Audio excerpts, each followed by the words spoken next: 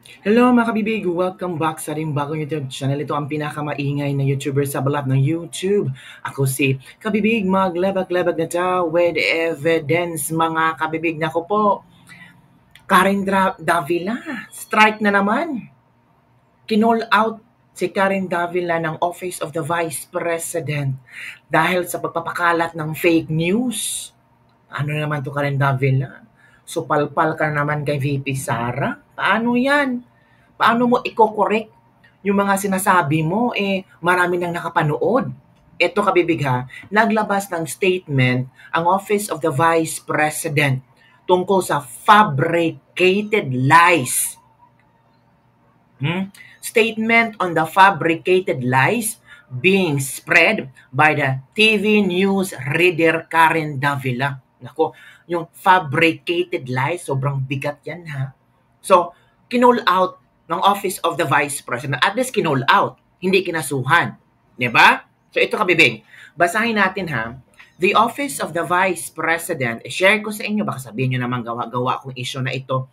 So, ito yung pag-call out ng Office of the Vice President kay Karen Davila dahil sa kanyang maling ito yan kabibig yan ang pag ano ni Karen pag ano ng Office of the Vice President. Kita niyo naman, 'di ba? False, mali. 'Di ba? Fabricated lies ang sabi ng Office of the Vice President. So ano kaya ang maging reaksyon ni Karen Davila nito? 'Di ba? So babasahin natin kabibig ha kung ano ang statement ng Office of the Vice President hinggil sa fabricated lies ni Karen Davila. So ito kabibig. Basahin natin ha. Statement on the lakihan natin para klarong-klaro natin. Ayan So kita na no? Basahin natin. Statement on the fabricated lies being spread by the TV news reader Karen Davila. The Office of the Vice President strongly takes exemption to the false and irresponsible. Grabe yung irresponsible. Diba? O dapat sana, sabi ng ibang netizen, dapat sana nag-research si Karen Davila. Dapat sana careful si Karen Davila sa mga sasabihin niya kasi newscaster siya news reader siya So hindi yung parang daldal ng daldal para lang makakuha na scoop. Irresponsible claims made by the TV news reader Karen Davila during the 30 June 2025 episode of Head Start aired on the ABS-CBN News Channel. In her interview with former Presidential Commission on Good Government PCGG Commissioner Attorney Ruben Carranza, ito na ang rason kung saan parang nag-fake news si Karen Davila. Ms. Davila falsely stated that should Vice President Sara Duterte decide to run for president in 2028 elections and win, ito ang sinabi ni Karen, one thing sources say, it means may source siya. If she wins, she will bring back the PCGG and once again, di ba, prosecute the Marcoses and get back the ill-gotten wealth. Grabe no? Prosecute the Marcoses and get back the ill-gotten wealth. This statement is a blatant falsehood and an absolute lie.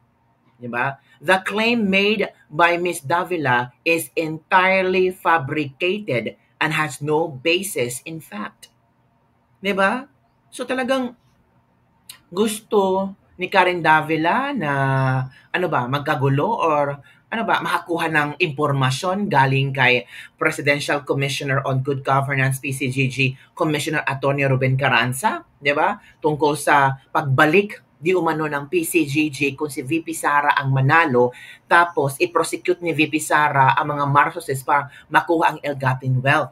Vice President Duterte has never made such a statement, nor has she expressed any intent or issued any policy direction remotely similar to what Ms. Davila irresponsibly and recklessly attributed to unnamed sources. Kasi sabi ni Karen, sabi kasi ni Karen, one thing sources say. So it means meron siyang source.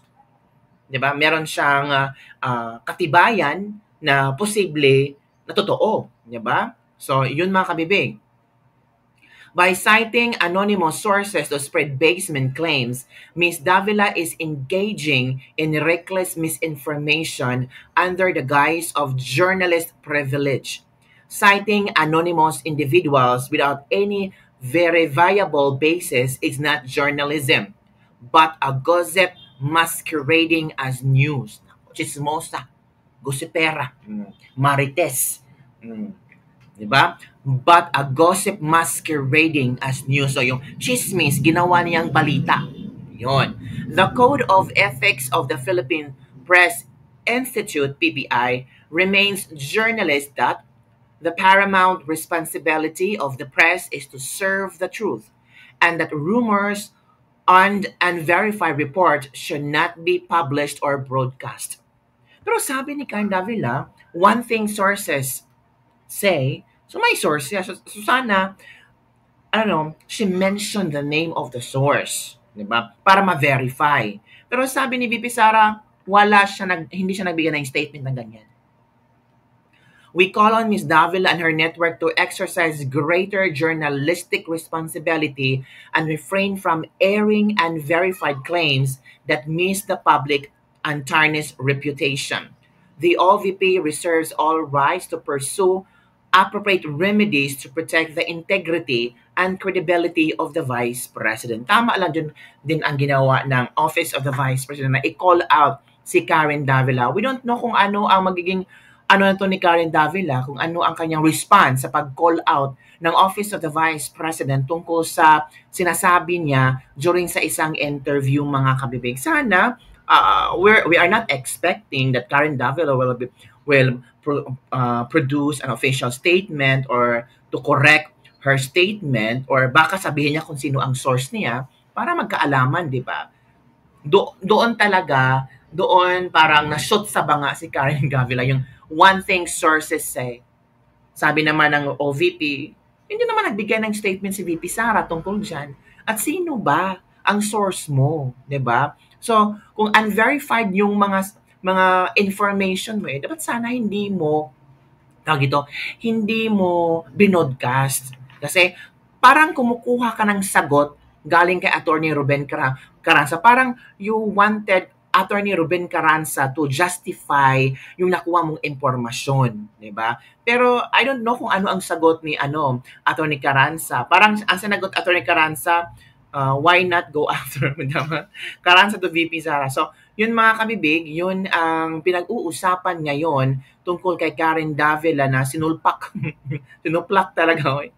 'Di ba mga kabibig? So, ano ang iyong komento hinggil dito? 'Di ba? So, for me naman, ito ang mga reaction ng ating mga netizen, di ba? Ito, what else is new with MSM? News reader, wag tigbasar jud kang news Davila, hindi ka news reporter. Uy, iba din ang OVP ba? News reader talaga ang ginamit.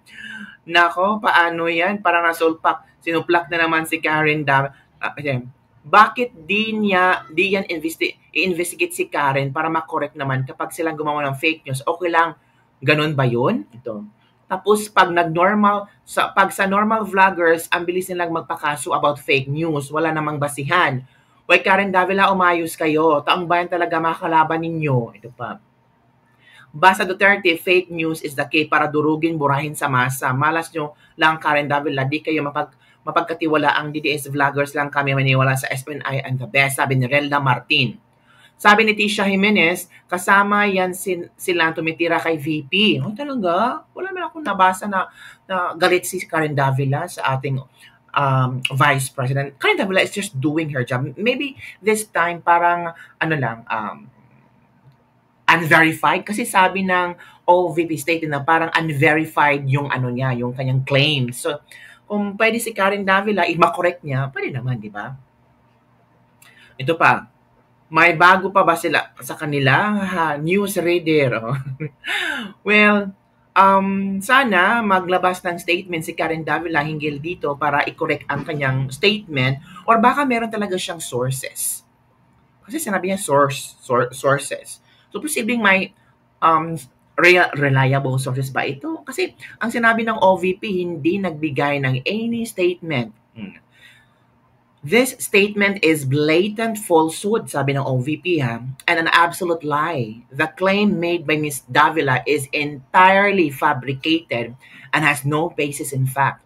Vice President Duterte has never made such a statement, nor has she expressed any intent or issued any policy direction remotely similar to what Ms. Davila irresponsibly and recklessly attributed to unnamed sources.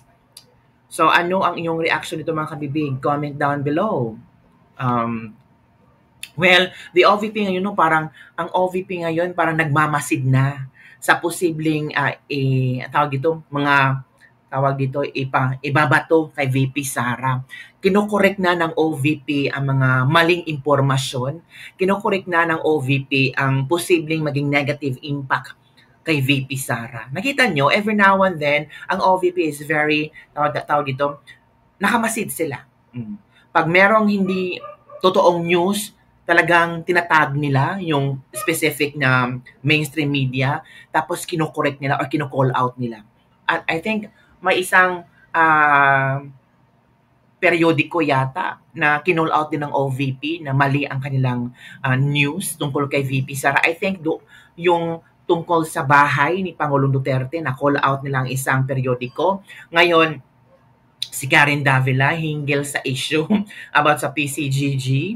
So, napaka-observant na ngayon ng OVP. Parang meron silang gustong iparating. I think, of course naman, kung fake news, dapat i-correct talaga. Para hindi ito spreading like wildfire na mali naman ang issue. Yun lang kabibig ang ating latest libag-libag for the day. Don't forget to like, subscribe, and share this video. Bye everyone! See you next time!